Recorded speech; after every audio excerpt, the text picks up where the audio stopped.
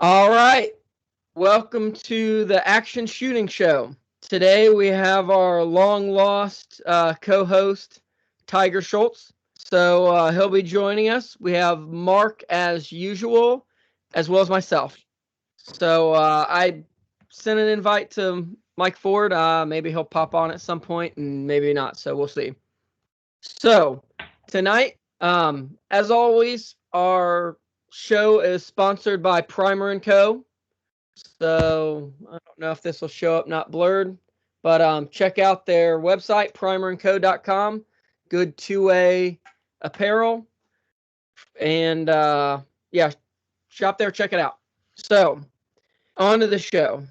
Tonight, our show is on confirmation bias, which if you've spent much time in the firearms industry universe, we'll say, you've probably run into a lot of that for better or worse. And whether it's competition, conceal and carry world, there are a lot of people with a lot of very strong opinions that sometimes are super valid and sometimes are absolutely like they have convinced themselves that this thing is the answer when it is probably the last thing they need. So we're going to get started about that. I think the first thing we were going to talk about is competition wise and competition world. So either you guys want to get going on that, get that started? Go ahead, Mark. Okay, yeah. So the one of the biggest things that I see, I started in USPSA, and we would occasionally have police officers come and join us on the range. And one of the first things that happens is police officers, no offense to police officers, I'm not bashing the blue line or anything, but they will come out and shoot and they will get demolished. And the first thing they think to themselves is, this is just a game. This is not real life, which it is just a game. But they throw away the baby with bathwater and they say that, these guys are out here shooting around barricades, 32 rounds. Who would ever do that? 16 targets. This is not real life. I have nothing to gain from this sport. And so they will quit and you'll never see them again. And so I think that would be a great way to start this idea of confirmation bias versus what can we learn from the sports that we do as an action shooting sport podcast. That's a good point, and one that kind of goes along with that, and I'll see this even in like the conceal and carry world or the defensive firearms world, is the someone gets beat or something, or someone shoots someone else. Yeah, well, let's see you do that on a two-way range with someone shooting back at you. So, as a full disclaimer, I have never been shot at. My guess is, and from talking to people that have been shot at, things don't get easier for you when you have bullets coming at you. So, to say that as an example, if you can't do a drill, a procedure, a something like that on a square range with just a timer beeping in your ear, the chances of you performing better than that when you're being shot out or bombs are exploding around you seems not very likely. Do you have something to add to that, Tiger? Yeah, I actually have been shot at before, and you're right. You're absolutely right. You do not get faster because you're getting shot at. That being said, some people might freeze and some people might slow down more and yada yada yada. But the excuse is a lot of horse crap, generally speaking. And that's what it is, right? It's an excuse for people to feel justified in their own shitty shooting. Really, I mean, if we or even not even shitty shooting, even just less than first place. Like if a guy comes in second, he blows everybody else out of the water, but one guy beats him. Yeah, well, he wouldn't beat me in a real gunfight, and maybe that's true. Maybe he would, but odds are, you know, gun handling is gun handling. Like we've had this discussion a lot in the run and gun world. Is it training? Is it a game? Is it this? Is it that? PRS. I've got guys who talk to me about it on PRS, and I'm like, look, with anytime I've come to agree with Ryan. Anytime you're on a range with just a time and win prizes, it's a game. But it also translates into real life skills. Like, yes, it's a game and you have to follow certain procedures, but it translates to real life skills. We can't have people literally shooting bullets back at you. Nobody signed up for that event, right? Like, that's not something that people would sign up for.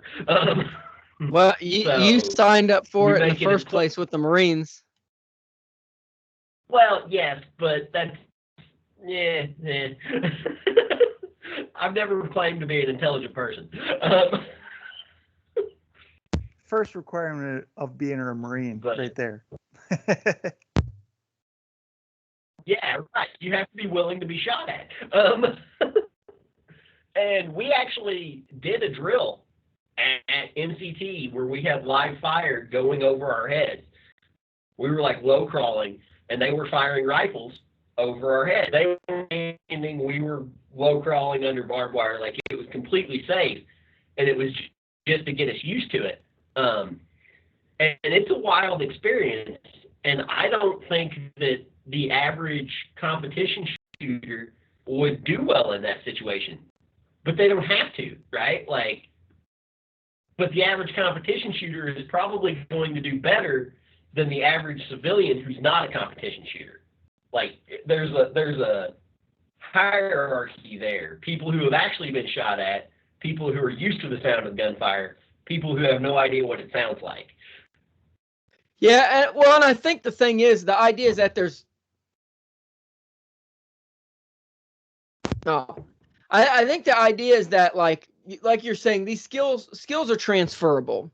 So yes, someone like a USPSA Grandmaster, there's the tactics, there's all this other stuff, but shooting wise, skill wise, he's not shooting.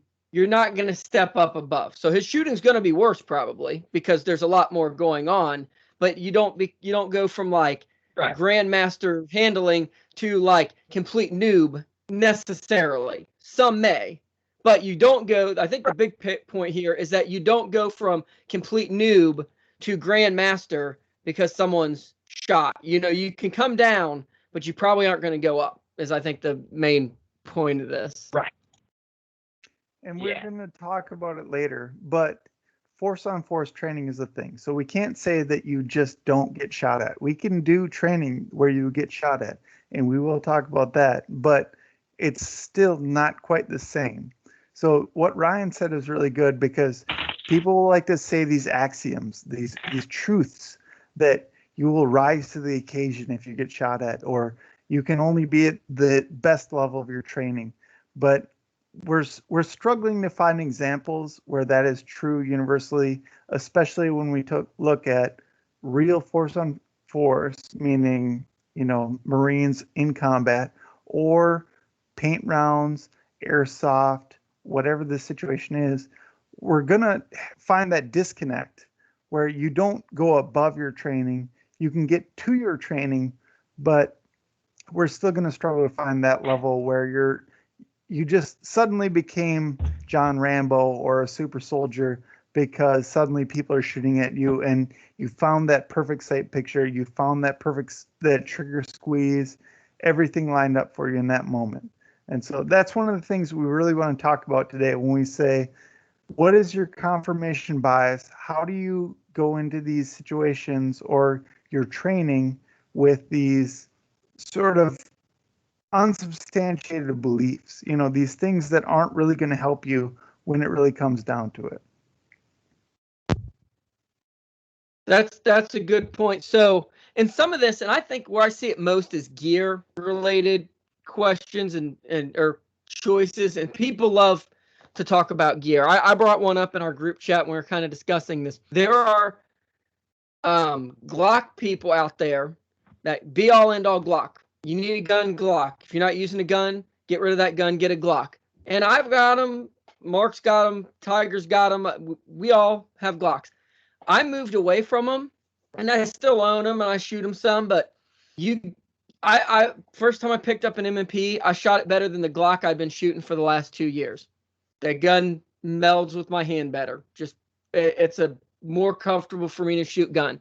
So I recommend Glock. I tell people if it fits you, if it works, your first gun, get a Glock 19 if that works.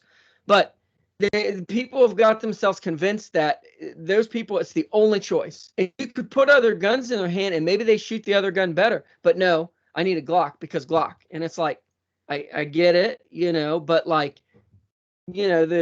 there are criteria that we can follow. You can run a drill with 5 different guns, and ideally, most likely, you should shoot the gun that you normally practice with better. But if you shoot another gun better in that drill or a bunch of drills, maybe there's a reason that gun's better for you than the one that you're currently using. I think there's a lot of that kind of thing. I'm sure, have you guys seen that?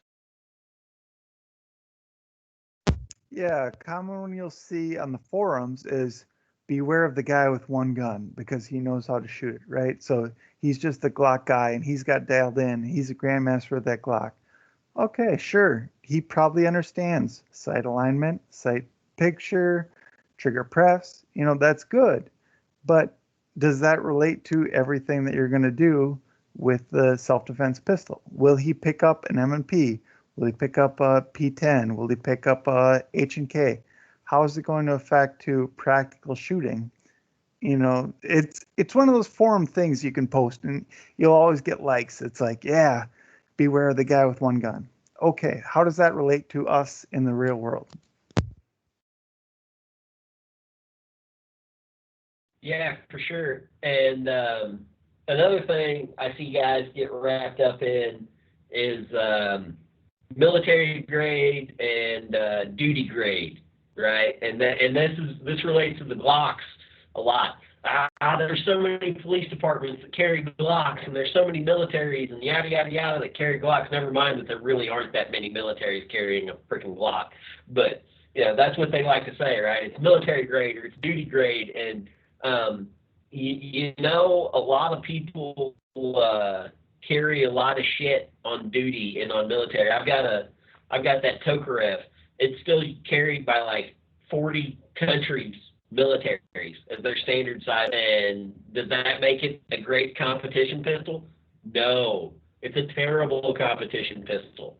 Does that mean I haven't shot it in competition? No, I run it all the time. It's kind of a terrible pistol, but it works for you. Right, and it shoots okay. Yeah, and it's and it's a fun little gun to shoot. It's actually a fairly decent everyday carry whenever I carried it because it's slim. It's single stack and it's slim and it doesn't print and all of that.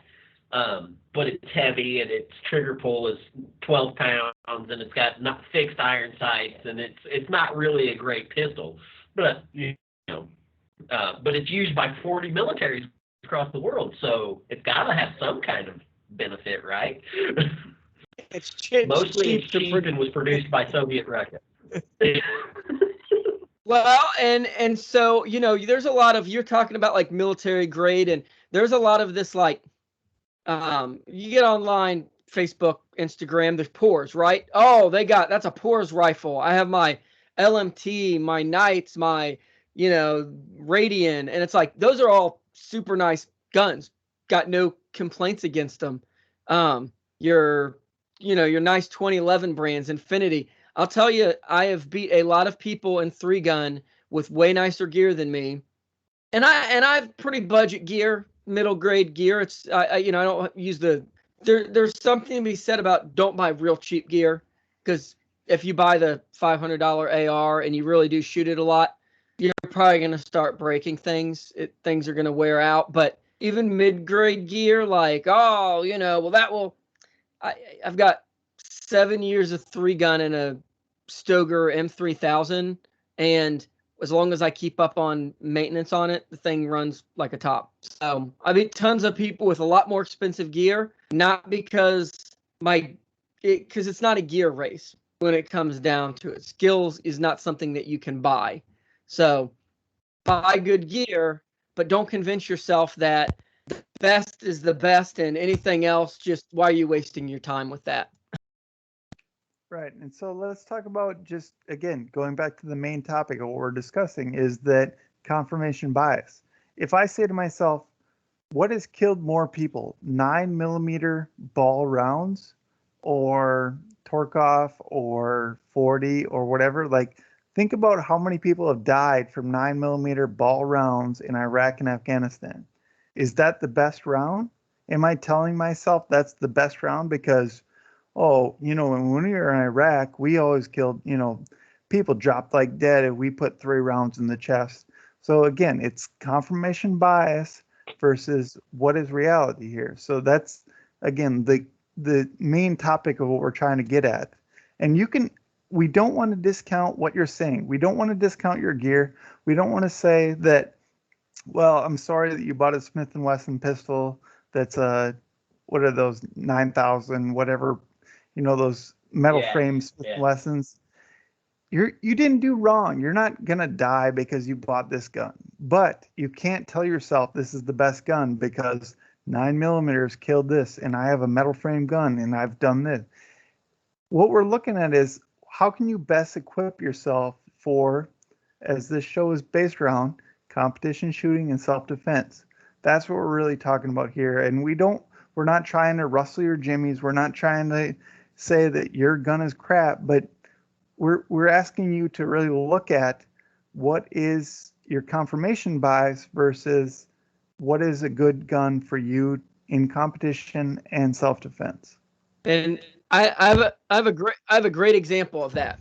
So I shoot 2011s, double stack 1911s in competition, and I carry them on occasion. And there's a lot of things I love about that gun. It has a lot of benefits. It's got a great trigger pull.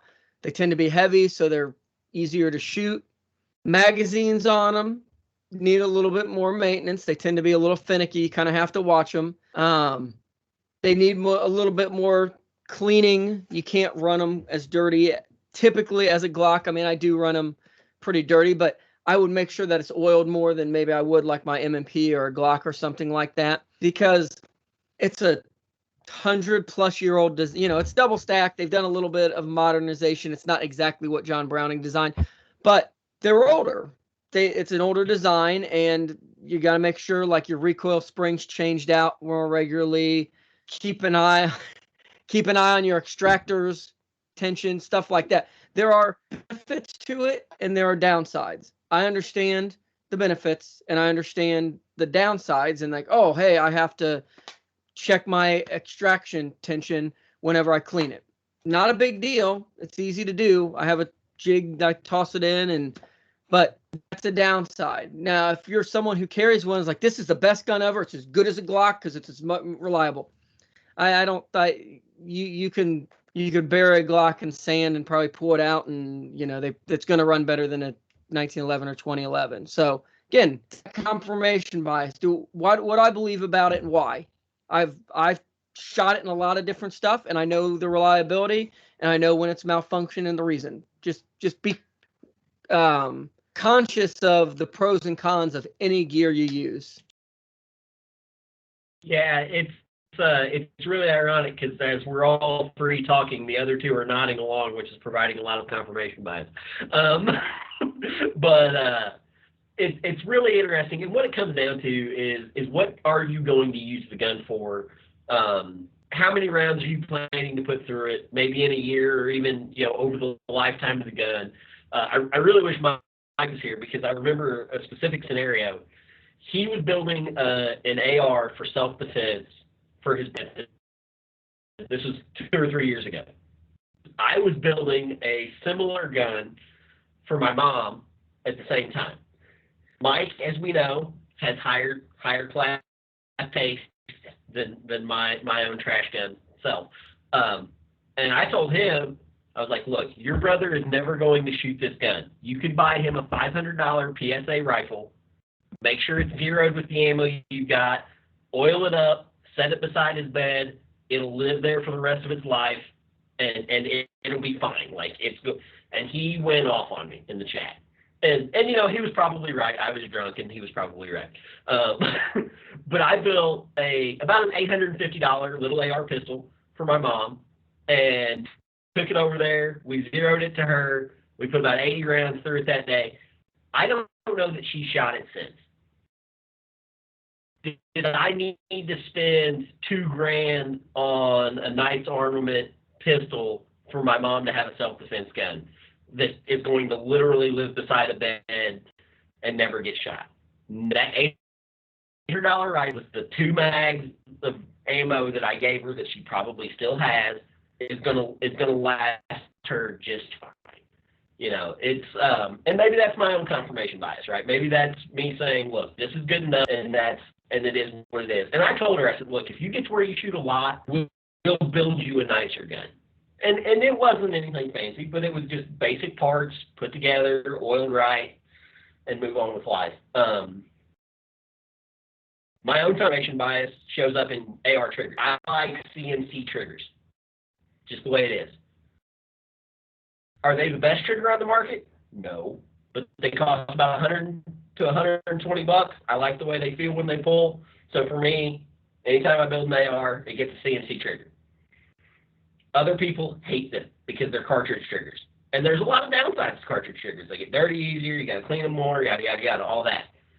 But I'm like Ryan with his 2011. I understand that they need a little bit more maintenance, and I like the way they feel. So that's my go-to trigger. But I'm getting ready to build a precision AR. I probably won't put a CNC in that. Like, you have to understand the intent of the gun before you start picking out, or even the gear. It can be holsters, it can be battle belts, it can be plate carriers and armor, it can be your freaking vehicle. Like, what do you want to do with it, right? Like, anything that you do, you have to understand your purpose behind it before you decide which advantages you want to take. It's all about picking your advantages, and you need to understand the purpose before you can understand the advantages.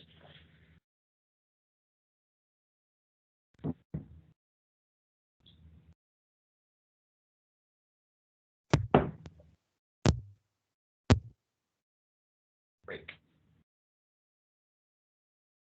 Did we lose a bunch that, or are we behind on him, Ryan? I can't hear him. He's talking, but I don't hear anything. Well, he wasn't synced up, I think. Damn it. Long monologue, long. Nah, we heard. I think everything you said got through, but I think his video was out of sight. Oh, okay. Gotcha. Yeah, so we can build on that. I mean, we can talk about the first time you shoot PCC, the dreaded word that I'll bring into this chat. The first time you shoot PCC in USPSA, you can almost be certain that you're going to be in the top quarter, let's say. I mean, maybe not your first time, but you're going to be in the top quarter of all people shooting a PCC. And so you say to yourself, well, does that mean I'm that much better than everybody? Or do I have that much of an advantage by having a rifle? And then we can take this step further and say, how could we arm America? How could we arm the general population that wants to have a self-defense rifle for in their house distances? And what would we do for that? Well, PCC makes a lot of sense. Not a lot of recoil, easy to shoot fast, easy to aim. And we could take this a step further and say, if we're going to get this in the hands of Joe Sixpack, well, now we have to start looking at the high point 9mm carbine. It mostly see, look at the smiles. It mostly runs. It shoots 10 rounds of 9mm, about as fast as you can pull the trigger. And it's really easy for anybody to just pick this up and shoot this. So no one would ever say, hey, you're going to shoot USPSA PCC. Well, you should get that high point. But if we talk about what is your practical use of this gun, I just need to shoot people at the end of my hallway, and I need a gun that will work the one time I need it, and maybe the 100 times I practice with it. Would that be a good gun? And it goes against everything we say, but is it the confirmation bias, or is it the best use for your purpose. Well, So- I'll tell you this, Mark. If I had a high point carbine, I would be happy if the police took it after the shooting. Like, Ryan, I don't know if you can Now, handle hold being on. down Now, $200. there's a I don't good want point to there. starve your kids or anything, there would but be. We'll just Now, there's now, there's a good point too. The shooting intruder with the $2,000 AR pistol that you put together with the Night Force optic and all that shit, or do you pick up the high point carbine and if it doesn't kill him with the bullets, beat him over the head with it, like. Because you know that you're never going to see this gun again, and that's okay. Because you can sell your sister on the corner one night and get gun, right? Like, how about we switch? Let's move this conversation. Red dot versus magnification on an AR-15. Mark, you have anything to say about this one? yeah, I have a lot of thoughts that I constantly waver on, and I've been berated on this, and I think I'm mostly wrong, but Let's lead it in this direction. The scene is zombie run and gun. Was it 2020? You are in like a clearing in an opening, and your wife and you both have a rifle, and there are targets that are hidden. They're not hidden in the woods, but they're kind of up in the woods, and there's some shadows there. Do you think that a red dot optic was the best choice for your wife's gun? okay, that's a good question. Is the main threat to my wife being bitten, or can the zombies throw something 200 to 300 or 400 No, yards? you need to shoot the targets that are in the woods as quick as possible. Because maybe But these are those like see, you're adding stuff. You're adding no, stuff here no, because those she's not been targets. bitten until they're within literally bite length. These are the World War Z or whatever. They're like super quick ones. So like once they leave the woods, they're gonna be right on top of you. Okay, if in that case, I would not choose a red dot rifle, and so I would Why is see the that? fault. I would well, I'll let's take a run and gun back 2 years or 3 years, I Is guess. I guess my question is seeing more better. Is seeing more better, right? That's a good question. And I think you're right. Seeing there is value in seeing. And then the other question, we could shift it again to the deer hunters because there's way more deer hunters than there are zombie hunters at this point. How often do deer hunters see deer that they can shoot at 6 zoom or 10 zoom or 15 zoom, and they can track those deer and hit them? So I would say yes, those zombies would just be sprinting up on me angrily. They'd bite my wife. I would put her down gracefully because I love her, and and then we would go from there. But no, I can see what you're saying. So this is the way you set this up is a perfect example of how we start forum discussions or Facebook discussions. Like, Oh, it well, absolutely is. like, well, have you thought about Yeah. how there's going to be a zombie that dashes 700 yards to bite your wife's throat? Well, jeepers. I kissed her goodbye earlier this morning, and I've always loved her, but I guess that was the best I could do today. This is a difficult question, I guess. And if they're just stumbling around at 700 yards, I will say I had in the 2020 zombie run and gun, I had 6x zoom, and I struggled to hit what was equivalent to an S10 Chevy hood out at 700 yards. And a zombie's head is about as big as an 8-inch circle. And so either way, I'd blow a kiss to her, I think, being honest from where I was I at.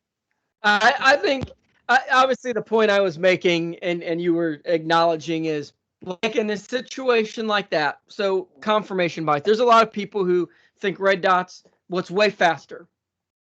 Me personally, when I've shot rifles with red dots and I've shot 1x magnifications with the right reticle, I, I don't see myself shooting any faster with the red dot than a LPVO. I mean, if we're talking any difference, it's minuscule. But I have found that 2 or 3x in that, like a situation like that where there's shaded targets in a wood, even if they're not hidden, that little magnification cuts through, and maybe better glass because you have an LPVO than just a red dot. But I think that's the thing that competition really excels at is, and we give Mark a hard time. That's why I brought that up, because he's kind of in this like defensive rifle, red dot, competition rifle, LPVO. But when you start getting into competitions in these different environments and these different situations, if you're honest with yourself, you can learn a lot. So Mark still likes red dots, and there's nothing wrong with that. And a lot of the uses that we talk about and what maybe a defensive gun would need to be 100%, it's a perfect choice.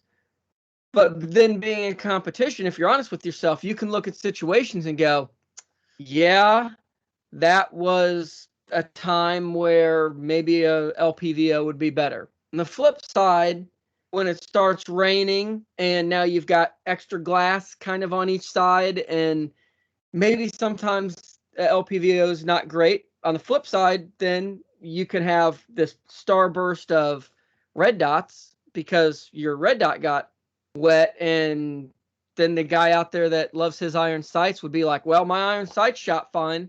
I mean, I've run into that with iron sights on a pistol. Guys are scraping mud off their dot, and I'm like, there we go, my pistol's good to go. So again, this is that confirmation bias. Like, use the stuff, look at what it does, know the positives, know the negatives, and apply that to whatever you need to do with the gun.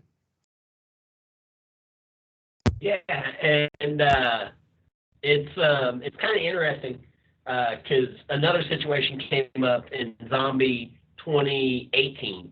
Had a single 500-yard target out there, roughly the size of an S10 hood. It was actually a silhouette that was 1.25 in normal silhouette, so I mean it was huge. Had 92 shooters, 18 people hit it, right? One of the guys that hit it was shooting a 10.5 AR with a red dot. Made a first-round impact on it. He was one of 3 shooters that made a first-round impact on it. Here's the deal, though. Does that mean that a red dot on a 10.5 AR is the best optic gun combination to make a 500-yard shot? No.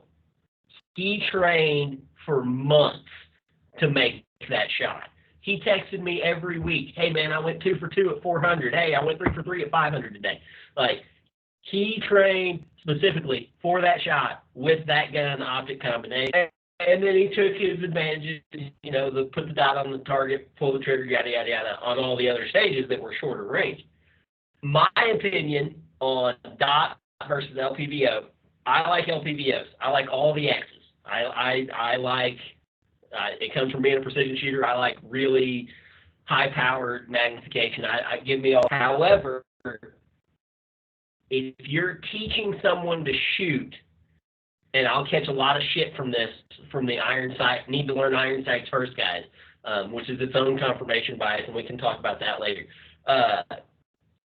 Giving a new shooter, someone who's never touched a rifle or never touched a pistol, a red dot, and telling them, put the dot on the target, slow, steady trigger squeeze, and then they make a hit at 50 or 100 yards or 25 with a pistol or whatever it is. That kind of confidence builder is huge, and it's helpful. And I think there's a place for red dots. If you have a gun that you're never going to shoot past the end of the hallway or even past 100 yards on an AR-15, hey, a red dot's a real good option. Like, it's a real good option at that point. But if you're going to stretch out, like in competitions, 3, 4, 5, 6, 7, whatever, 100 yards, maybe it's not the optimum choice, right? But maybe it is. Maybe you train and learn your dope, and that's what you do. But I think red dots on ARs have a lot of benefits for inexperienced shooters. Like it gives them less to be concerned about, to just put the dot on the target, squeeze the trigger. Yeah, I definitely agree with that. The really my biggest argument against a LPVO on 1X, which is essentially a red dot, is that the battery life isn't there. So if you pick it up in the dark, you're going to have a black reticle until you take the second to flip it on. In the case of like a Vortex Razor, you can just do a single click. It's not even a percentage of a turn. Or I guess it's a couple percentage, couple angle, whatever you want to talk. It's on now. You're ready to go.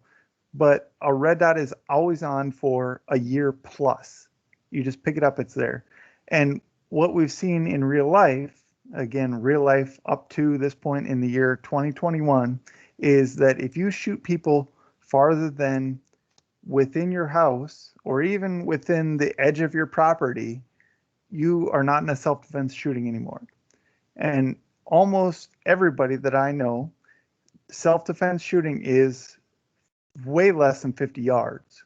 And so in that setting, again, confirmation bias, you're going to be better off with a red dot in the sense that it will be on, you can point it and shoot.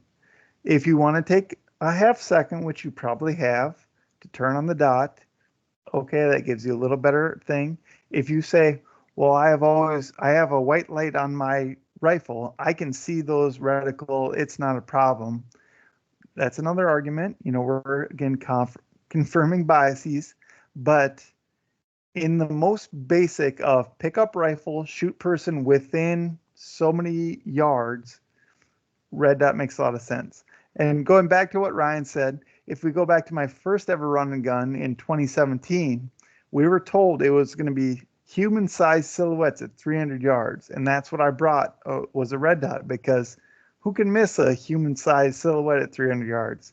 And then the match director didn't have any human-sized silhouettes, and so we shot at 10-inch circles. And suddenly I struggled because I wasn't like the friend that Tiger had where he's like, I practiced 10-inch circles, I put the dot on there, blah, blah, blah. It becomes a whole different thing. So we can get into these weird loops where we're like, well, this was perfect. And then I made it better. And then I figured this out. And then, for the most basic things, the things that we can be sure of, is a pistol in your house the best gun? There's pluses and minuses. Is a shotgun best in your house? Pluses or minuses. Is a rifle best in your house? What would give you an advantage with the pistol? What would give you an advantage with a shotgun? What would give you an advantage with a rifle? Does buckshot give you an advantage in your house at the distance of 7 yards? How much spread are you really gaining?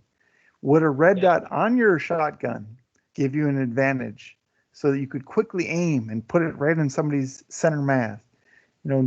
These are all these things that we're trying to tease out here with this idea of confirmation bias. How do we get to what is true when we're constantly fighting this? Well, it worked good in this situation, and I believe that it will always be good in this situation. That's what we're constantly fighting here with this idea. And I think we've mentioned exactly the way that we view it, and we've had experience best, is that you get out and test it. Whether that's, as this show's about, competition shooting in its various forms, whether it's USPSA, run and gun, I guess IDPA if that's your only choice. What else? Cowboy action, maybe, if Tiger probably has a lever gun for home defense. So I've got the 4570. If a dinosaur attacks my house, I've got that. Run and guns, I mean, everything. There you go. Everything. And we don't want to limit it to just competition shooting, because, as Mark already said, there's force on force classes. There's different defensive classes that you take, literally just going to the range with friends or yourself and trying things like in different situations. If you've never shot your gun in the rain, go shoot it in the rain. And I'm not if it ain't raining, you ain't training. Like, no, I'd rather train not in the rain. On the flip side, if I've got a training time planned out, or if there's a match or something and it's raining, I'm going to shoot in the rain because that is a conceivable time I may have to use a gun. If it's snowing, you hate the snow, I get it. Go out in the snow. Maybe you need to shoot with gloves on. Maybe you want to do a little bit without gloves on because your hands are going to get cold. The best way to fight that confirmation bias is to get out and try things and test your thing. If someone on a forum or online or one of your friends is like we give Mark crap about the red dot, about being all in these different red dots. And it's mostly that I've got a defensive home gun that has a red dot on it. And because it's a 300 blackout with a 7-inch barrel pistol, and I'm going to shoot it for 25 yards, at max. So I got a red dot on that. That's its only intended purpose. But we give him crap, but Mark goes and he shoots these matches and he understands now, and it did before, what's the strength, what's the weakness. If you don't shoot and all you do is argue with people online, you're going to end up on that. Was it the Dunning-Kruger scale, where it's like down here, nothing, and then you learn more, but the more you learn, the more you realize that you don't really know, and you kind of get to feeling like you don't know again. I mean, that's the thing, is that the more you know, the more you realize that, hey, there's a lot of things going into this, and I could be wrong about things, and I need to learn more. Whereas most of the people you meet probably think they know it all, and those are the ones that, if they can't admit that here's the strength, here's the weakness, if they can't give you a weakness about something or a downside, they probably haven't run the gun hard enough, the piece of gear, the drill, the whatever, because there is absolutely no absolute. How are we doing on time, Ryan? Yeah, and we're at 40 minutes. Yeah, should we buzz through things like zero distance, lights? Yes, because I've talked to a lot of people online, because zero distance absolutely drives me nuts. Because there's a set zero distance that you need to zero your rifle or you're dumb, right? So what is that, Ty? That's 36 yards, right? Let's hear your opinion. All right, I will give 36 300. Yeah, I'll give you my my first in the thought. Yeah, I will give you. This is the advice that I give people, and it's a lot of questions. First off, what are you doing? What's the intended purpose for this gun? So, my 300 blackout with a dot on it is 0 at 25 yards. That's the likely distance I'm shooting. The other reason for that is I don't have great eyes, so I can get a solid, super confident group at 25 yards with that gun. If I stretch it out to 50 yards, I can get a pretty good group too. It's not as confidence inspiring, but I don't need that because I know where that gun's being used in the trajectory arch. My 3-gun rifle, I have a 16-inch with a 1-4 on it. That gets zeroed at 100 yards. Why is that? Again, with a 4X scope, I can get a very confident zero at 100 yards. I've taken it out to 200. Some days I shoot great and it's like great. Other days it looks like a beach ball, just because I'm not getting that, not that bad, but I'm not getting that confident group. I have a 18-inch rifle with a 1-8, 200 yard zero on that. And sometimes it's even depending on, like, you can do things with your Kestra or your ballistic app and know that, well, if I do a 215 yard zero, all my lines line up and make sense. This first drop, my first mil radians at 200, then the next one's at 275, and then yada yada on down. There's something that makes sense. But find the zero that makes sense to the distance that you're going to be shooting, your gun and your equipment and your skills. If you are not a very good group shooter, a 300 yard zero is stupid. A 200 yard zero may be stupid. Maybe a 70 or 50 yard zero that you then kind of confirm out there. All this stuff plays a part in it, and there's not one right answer for every situation. It's just kind of play it by the ear. So that's my spiel that I give people, and maybe tear it apart. Maybe that's dumb. Go ahead, Mark. I'll go last. Sure. So what I typically say for rifles is that 5200, you just can't go wrong. And the way I look at it is, I don't want to explain 5200, but you're at 50, you're at 200, you're an inch and 3/4 high, anywhere in between there. So you're pretty much on. What I look at it as is, if we're talking practical, go on Google Maps. If you right click, you can measure distance, and you can go from your house to every house in your neighborhood, and you can go down the street and you can say, how far can you go from any one piece of cover, and say, what would be a practical distance? People can't hide, maybe you have one house that's 300 yards away, but you'll find your neighborhood is that tight where you're never ever going to think, well, oh, they're at the red house. I better hold over 3 inches because they're at the red house. Suburbanite. Right, suburbanite kind of thinking. And you can apply this to the highway. Think about on a interstate. If you're laying in one ditch and shooting into the other ditch, how far is that? It's very, very close, and it's way closer. There's anecdotal or forum posts that talk about how in World War II they figured out they never shot more than 200 yards. Whatever those facts may be, you can apply that to your own life. Where do you live? Where is your work to the farthest open area around you? And you'll find that if you don't live out in the country, it's pretty close. And if you have this idea of just put the dot on the target and squeeze, you're probably going to be happy with that. I think that's a good way to put it, because a 50-yard zero within home, we talked about 25 yards in your house, 50 yards in your home is still going to be very, very center of mass. And then competition, let's take it a step. Competition. How many ranges do you typically shoot at that have 200, 300, 400-yard stages? I know Indiana has some, Texas, Utah, those sort of places. But for the most part that I've shot at, you're not shooting 200 yards plus at a given stage. And if you do, well, you can adjust accordingly, but you're going to be really, really happy with a 5,200 yard zero for a 223. In my experience, with my biases, according, blah, blah, blah, blah, blah. But that's the way I've looked at it. That's the way I've thought about it. So maybe Tiger has something different to say.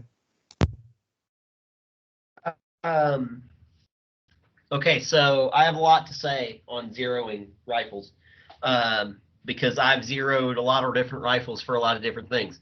In the Marine Corps, we zeroed, like Ryan said, at 36, right? We got a BZO at 36, and that's flat at 300. It's similar to the 5200 that Mark's talking about. Actually, it's the exact same zero, but different distances. And it works, right? Man-sized target, yeah.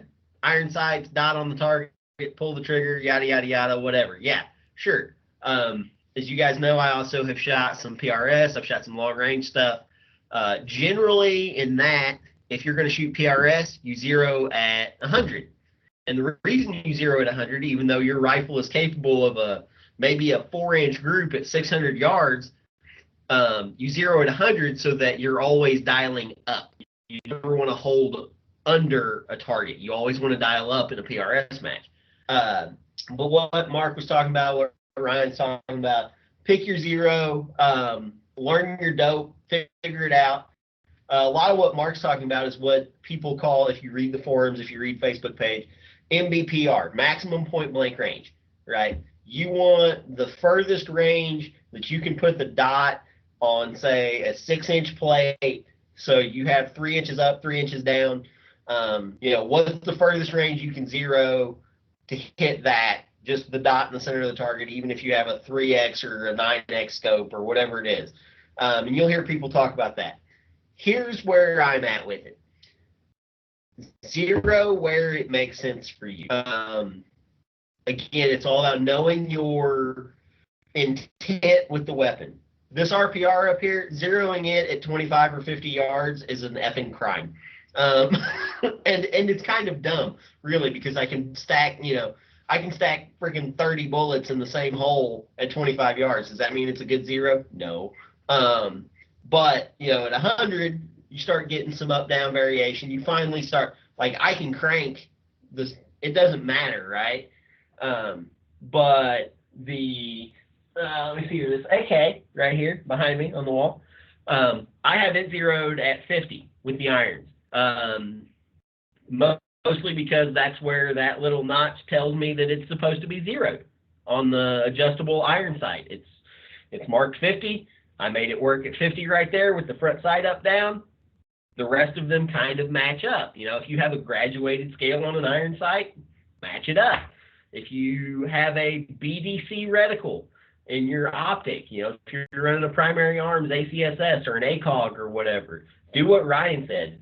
Get your velocity on your round, plug it into a ballistics calculator. There's 47 of them that are free and probably 13 of them that are good on, the App Store, and make the lines make sense. Another confirmation bias of mine is I hate BDC reticles. I like MRAD reticles because MRAD's BDC for everything. But you have to memorize it. It doesn't say 200, 400, 600 like it does on an ACOG, right? But as far as zeroing goes, you need to, again, discover your purpose for the weapon. If your purpose is to shoot at the red house that's 25 yards across the street, zero at 25. Like the front of my house, I have a field right across the street, which is my aunt's driveway, that it goes out to 275 yards. I ain't capable of that. So my AR, it's zeroed at 50. Goes to 200. I know that if somebody's standing at that hill up there, I probably need to hold a little high. Like, it's not a precision weapon. That's what it is. But that leads into the zero at, know your dope, train with your weapon. I'm sure, I've listened to some of the episodes. That's what we harp on every time. Take all of the forum, Facebook bullshit that you read about zero distance and scope choice and all of that and throw it out the window and train with what you've got. And if you find a hole, fix it. Like either train harder or buy something better. And that's really what it comes down to on confirmation bias. We had a good post in the forums here a while back about the equipment solutions versus the training solutions versus all of that. And sometimes, I can hand my wife the most precise accuracy international rifle on the planet, and she's going to shoot a 4-inch group at 100 yards because she's not a really good shooter with a scope. She's great with irons, though. She will straight up kill your ass with irons. But it's all about, as far as zero distance goes, it needs to be tailored to the weapon. I don't zero a pistol at 100 yards because why? I zero a pistol at about 10 to 15. Depends on where the target stand happens to be at the range that I'm at that day.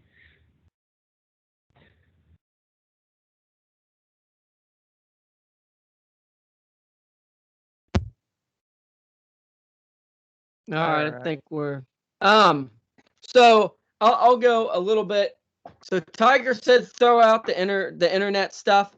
Don't necessarily throw it all out. The forums, these whoever's YouTube video, whatever, that's all good stuff. That's all good stuff. Understand the concept behind it and then go out and see what works for you. And I agree with Mark.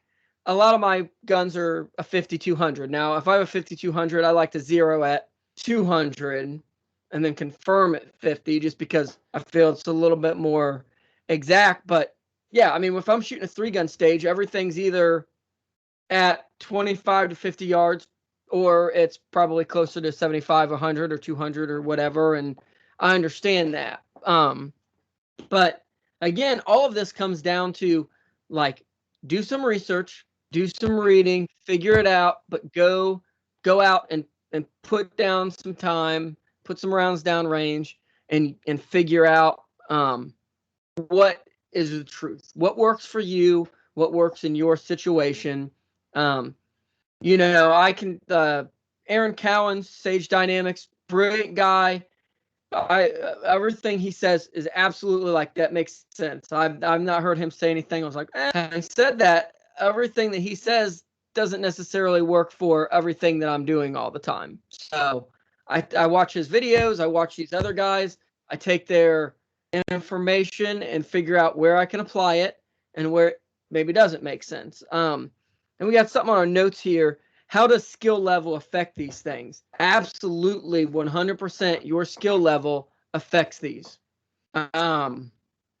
There are things that I do now that are way different than when I started because I'm at a different skill level now than when I was then. I can get away with certain things now, maybe I couldn't then. That you don't know what you don't know, and that's a lot comes along with the skill level.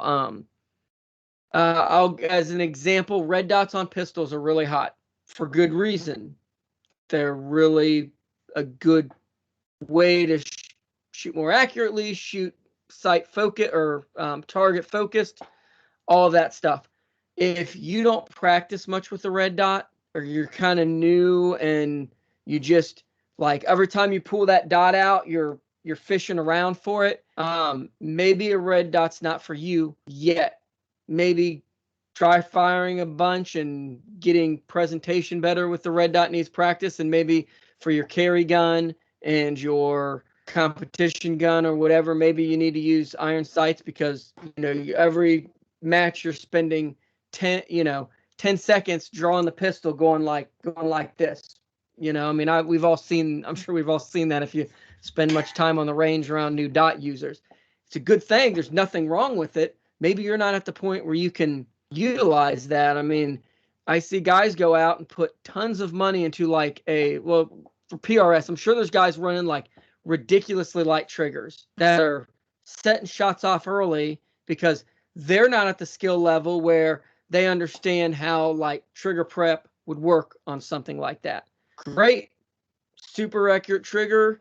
On the flip side, I like a little bit heavier, like a 2-stage trigger, where I can kind of prep that. Maybe it's a little bit heavier, but I don't care because my technique and my skills are the point where like I can hold it steady and deal with a little bit heavier trigger, but the tactile like 2-stage works for me.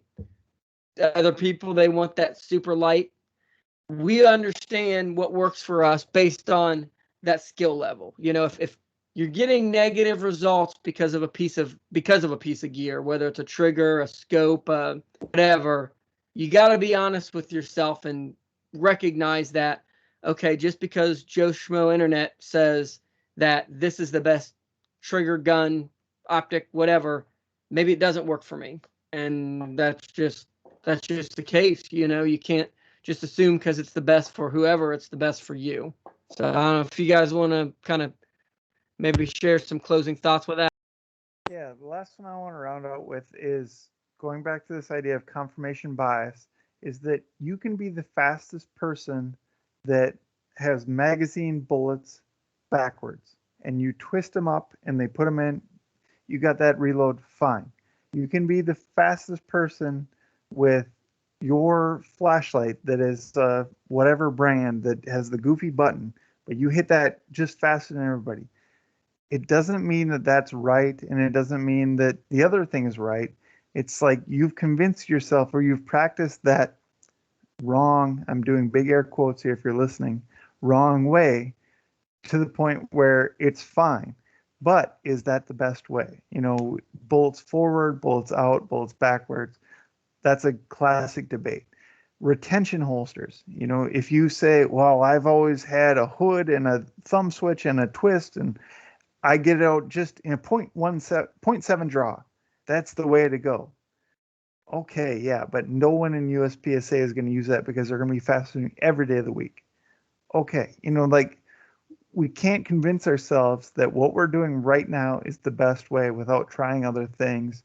So whether it's zero distance, dot usage, light usage, holster usage, magazine usage, belt usage, whatever it is that you do, don't get sucked into your own best practice, I guess would be my takeaway. It's that we are only as good as we are in that moment.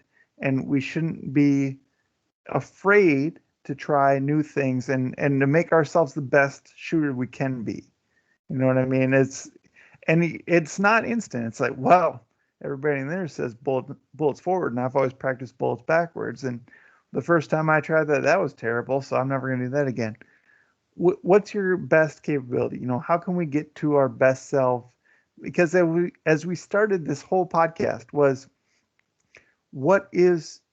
we can't be better than our best selves. You know, a self-defense shooting happens, and I knew my draw is 0.7. Well, it's never going to be 0.5 in the heat of the moment. And so how can you find that best draw? How can you find that best reload? How can you hit that light button? How can you whatever? So just don't be convinced that you're the best, even if you are the best, you know, a small fish or big fish in a small pond kind of thing. Like, I beat everybody around me. Well, yeah, but everyone around you is doing it wrong too. So, you know, there's no right or wrong. I don't want to say that anyone's right or wrong, but don't limit yourself based on what feels best to you. That'd be my takeaway to wrap this up. Well, and to just interject before Tiger finishes up, you're talking about that Ben Steger. If anyone, he's got a podcast, Ben Steger After Dark, or Practical Shooting After Dark, and it's really good. He talks regularly about these different experiments he does. He's going to shoot a limited gun for a little bit, or he's shooting an optic gun, or he goes over to these different countries to train with different. I don't know how many world shoots he's won and gone all over, national championships. Pretty much anything he shoots, he's the winner. So it's very easy to say he's one of the best production shooters, and he pick up a limited gun and shoots. But he's always trying new things, training with other people, experimenting with different equipment. I know he was running guns with like weights on it just to see like everyone's adding weights on their guns. Best shooter in the world, one of the top shooters in the world, is trying different things than what he normally does, because that's how you learn. And that's exactly what Mark was talking about. So if you want to kind of finish up there, Tiger. Yeah, it's interesting because I actually just watched an old episode of Top Shot that I didn't think about it right until Mark mentioned grip and certain things. And it plays into this perfectly. On this particular episode, there was a competitor named Jay. They don't say their last names, whatever. He's an amateur shooter, IT guy, and Jay was a great shooter. He ended up going to like second or third in his season, right? And they had a pistol challenge with a 1911. And the experts that they brought in to help these guys train were J.J. Racaza and Blake Miguez. Arguably two of the best pistol shooters on the planet. Like, they're, again, like Ben Steger, multiple world championships. Like these guys shoot absolutely. And he was using cup and saucer grip. And Chris Tilley was one of his teammates. And Chris Tilley walks up, another great shooter. And Chris Tilley, J.J. Racaza, Blake Miguez, all three say, hey, why don't you move that support hand up a little bit and see how it feels? And Jay said, I don't need you to change the way I shoot a pistol. Just teach me how to shoot just teach me a way to shoot a pistol faster. Like, that was the actual statement that he made. And it's like, that's what they're trying to do. You're literally ignoring 3 world champions' advice because you feel that this is more comfortable for you. And to your own detriment, because there's no way that this is in marketplace. Like, it's just not. And I've always thought of that in the terms of confirmation bias. Like, that's the statement, right? Don't change the way I shoot. Just teach me to shoot faster. Well, that's what we're trying to do. But to shoot faster, you sometimes have to change the way that you shoot. Like, and it applies, like Mark said, to gear, bullets backwards, bullets forwards, techniques, pull-up technique, whatever it is, right? There's some guy who is the best ever. Israeli draw is another one that's huge in the concealed carry.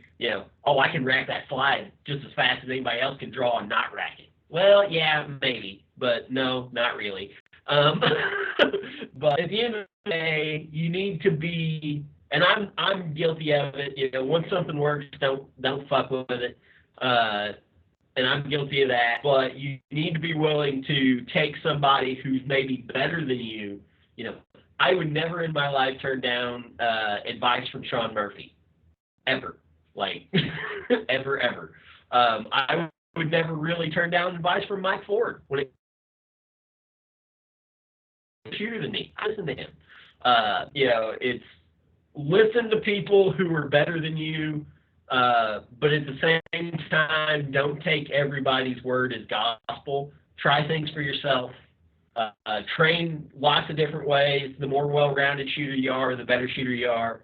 You know, Ryan talked about Ben Sager, trying all the things. The more things you try and get good at, the better you're going to be at the basics. And that's really kind of the thing is don't get so wrapped up into one answer that the other answers don't matter. Yeah, I agree. And along with something Tiger just made me think, Steve Anderson, he talked about once, I think it's the 90% rule. If 90% of the people do something a certain way and you do it different, you should look really hard at that, why you're doing that. And it's not to say it's wrong, but make sure that there is a reason for you to do it, not just like this guy, well, that's just more comfortable for me. Well, that's just how I do it. I mean, I was actually thinking when Mark was talking about the Israeli carry, they draw, they rack their gun. Well, I can do it super quick. Okay, well, you've added a step to something and you've practiced to do it really, really quick. If you would have spent all that time practicing and not racking it, you would have been faster. And then here again, confirmation bias. Okay, well, let's take that to an ECQC course and let's put a 250-pound dude on top of you, holding one hand down and trying to punch you in the face with the other. Can you draw and rack your gun now? Probably not. Can I draw my appendix carry gun that's already racked? Maybe not, but I got a way better chance of drawing that gun than I do if I had to draw it and then somehow rack it off my belt and then get it in. You know, it's look at what you're doing, test it, make sure it makes sense. You know, listen to smart people, but trust but verify. Is that the old saying? So we're a little bit over an hour here. So unless anyone else has something real pressing, I think we're gonna. Anyone else got anything? Okay. Well, thanks for listening and watching. And once again, this show is sponsored by Primer & Co.